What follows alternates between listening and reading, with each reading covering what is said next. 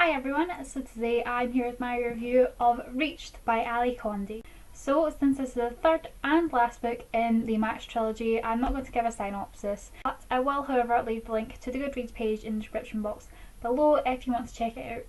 So I'd been debating for a while on whether I actually wanted to pick this book up. Because I loved Matched, which is the first book in the series. I gave that 5 out of 5 stars because I absolutely loved it. The second book in the series, Crossed, however, I didn't enjoy as much, and I ended up settling on about 2 stars I think for that one. And then I was like, do I really want to continue with this series?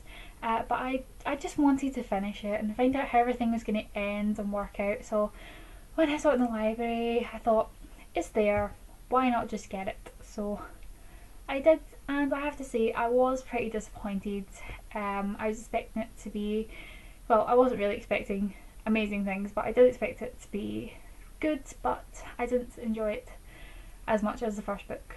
So this whole book revolves around the Rising trying to take over from the society, and they get their chance when a virus starts spreading and the Rising have a cure.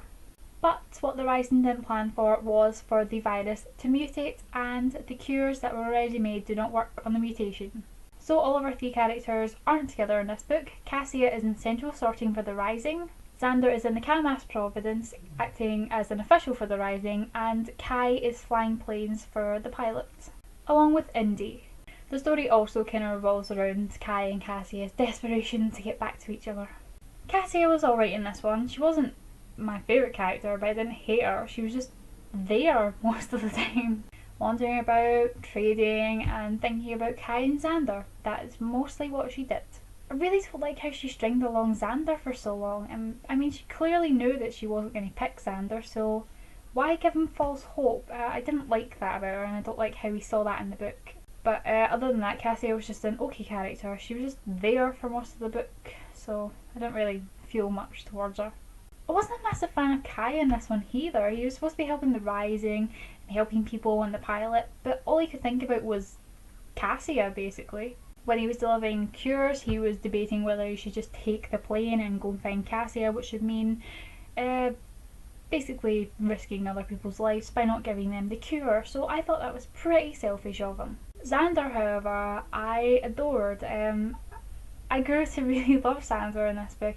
He wasn't my favourite choice for Cassia in the first 2 books because I always thought that Cassia and Kai were meant to be together, but now I see that Xander is far too good for Cassia, and that's why I don't think I've ever considered him an option for her, because Xander is just amazing.